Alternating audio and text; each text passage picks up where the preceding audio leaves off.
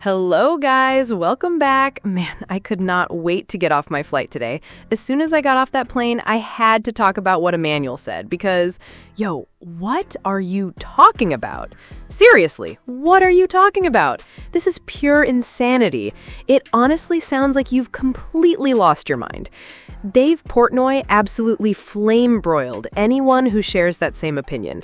And after hearing everything, I can understand why. Now, let's get right into it. One person who has consistently supported Caitlin Clark ever since her Iowa days is Dave Portnoy, the owner of Barstool Sports. Over the years, Dave Portnoy has never been shy about defending Caitlin Clark and praising what she brings to the game. After the latest incident, where Caitlin Clark was choked during a basketball game, the conversation exploded once again. People can debate camera angles or point to still images all they want, but I was watching it, and it looked intentional. It wasn't just one play either. Multiple Mercury players were around Caitlin Clark, bumping her, throwing elbows, and making the entire game feel unnecessarily physical. Watching everything unfold made me wonder if that was part of the reason she left the game. Maybe the coaching staff simply wanted to protect her from taking even more punishment. Just like he did during all the Angel Reese drama, Dave Portnoy stepped up once again for Caitlin Clark. He addressed the entire situation on his podcast, and he had plenty to say. Let's pull it up, because I want you guys to hear exactly what Dave Portnoy said this morning. And Emmanuel said, but Emmanuel Acho went on the speakeasy and spoke stupid. He went on to speakeasy and spoke like a jackass. We got to get into it, man.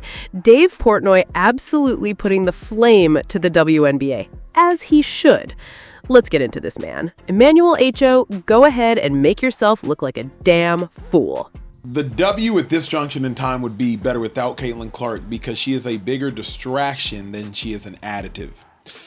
Caitlin Clark has gotten the WNBA over the necessary threshold they needed. Now people are watching. Now we realize, there's talent in the W. Talent that's actually even greater than Caitlin Clark. And I'm not just talking about bigs like Asia. I'm talking about the Olivia Miles. I'm talking about the Paige Beckers. Hell, I'm talking about the Kelsey Mitchells. Caitlin got the necessary eyes there. But now that the eyes are there, we don't necessarily need her anymore. Caitlin did what only Caitlin could do, and we don't necessarily need her to do anymore. Thank you, Caitlin. We can take it from here. Now you're saying that the WNBA needs to be cognizant of where they put Caitlin Clark on posters. The WNBA and the officials need to alter the rules for Caitlin Clark. The WNBA and opposing players need to treat Caitlin Clark more gently. Caitlin Clark's coach needs to be cognizant of how she talks to her in public because it's going to look like there's an issue. Unless we can take off our gloves for Caitlin Clark and stop trying to act like she's a messiah, the WNBA could and would be better off without Caitlin Clark, at least without this version of everybody coddling and caressing and catering to Caitlin Clark. Nah, this is where you completely lost me. That's how I can tell you really haven't been paying attention. The NFL is in the offseason, the NBA season is over, and now you're looking for something to talk about, so you've decided to jump into the WNBA conversation. The problem is, you don't even sound like someone who actually watches the games. I bet you can't even name 8 players you've been following recently. Emmanuel, shut up. Stop trying to sell this narrative because it doesn't make any sense. You look ridiculous with those glasses, your haircut is terrible, and you're talking with so much confidence while being completely wrong. Bro, you honestly don't know what you're talking about. Then you call Caitlin Clark a distraction. How is she a distraction? A distraction means someone is bringing something negative to the table. Caitlin Clark has done the exact opposite. She helped bring more attention to the league, helped increase the money flowing into the WNBA, helped make private jet travel a reality, and even spoke up for Black women. Yet somehow, that's still not enough for some people.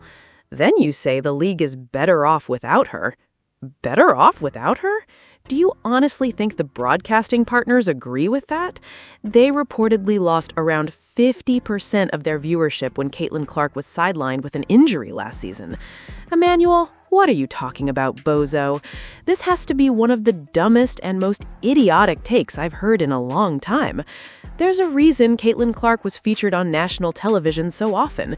People tune in to watch her. Stop pretending the audience is watching every other team the same way, because they're not. You sound like an idiot. So that was his take. The WNBA would not be better without Caitlin Clark. The WNBA will be bankrupt without Caitlin Clark. Emmanuel Acho, you sound like a straight idiot. You sound dumb. The fact is, she is the driving force of the league. Viewership, ticket sales, ratings, everything. The reason everybody got this massive jump in pay is because of Caitlin Clark. Now, because she got them paid, the league doesn't need her anymore. You know, these television deals do have ending dates. You do know that, right? The viewership dropped 50% without Caitlin Clark. Emmanuel Acho, I understand that there's no NFL going on and you gotta talk about something, so you're just trying to grab some headlines. I get it. This ain't it. This ain't it. And Dave Portnoy exposed you and all the idiots that think like you. Why is the WNBA so hesitant, Dave, to embrace Caitlin Clark, and sometimes feels like actively antagonistic? Well, it's the worst marketed league in the history of leagues. They're absolute morons. That's the answer. Now, a lot of times social media will take this into a different stratosphere, because I've always said, I don't think you'll see this get politicized. I don't think it really is because she's a white girl, a straight girl, which people say, because the W has had a lot of white superstar and WNBA players. So it's not like she's the first white girl. A lot of the great players of all time, we just mentioned Taurasi, they've had great white female basketball players. Yeah. I think they felt she was anointed. Nobody has ever come into the league like she has. And it's jealousy and it's, I don't know, hypocrisy. And it's just not knowing where your bread is buttered is what it is. And they don't like that she has been crowned this queen of the league before she even showed up. And they want to make a point about it, and they continue to make a point about it, and there's pressure probably from the players to the league that, and this is brutal, that they don't want her getting a special. She gets nothing. So Sophie's right, like she gets treated and attacked and harassed differently than virtually every player. She's had it since she entered the league, but it is a very rough and tumble league to begin with. Like there's other UC chippy plays and things like that, but people are watching Caitlin specifically. People are watching the league specifically for Caitlin, and you see her getting abused and no whistle and no suspensions, and you'd have quotes from team owners, from players, from the commissioner that was just asinine. They just don't want to accept how important she is. The only reason they are flying private is because of her. The only reason they have a new CBA is because of her. But somehow it's seen as a sign of disrespect to like the players that came before or whatever if you give her her flowers for that. Jealousy, hypocrisy, envy, and hate, that's exactly what Dave Portnoy was calling out. And he's spot on. He's absolutely right. And that's one of the biggest reasons Emmanuel Acho's argument makes no sense to me. Caitlin Clark came into the WNBA and changed the league in a way that no other individual player or even an entire group of players had been able to do.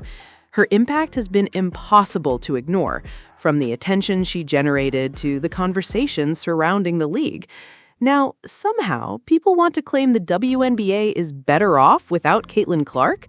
Seriously? Emmanuel Acho, you weren't even talking about the WNBA before Caitlin Clark.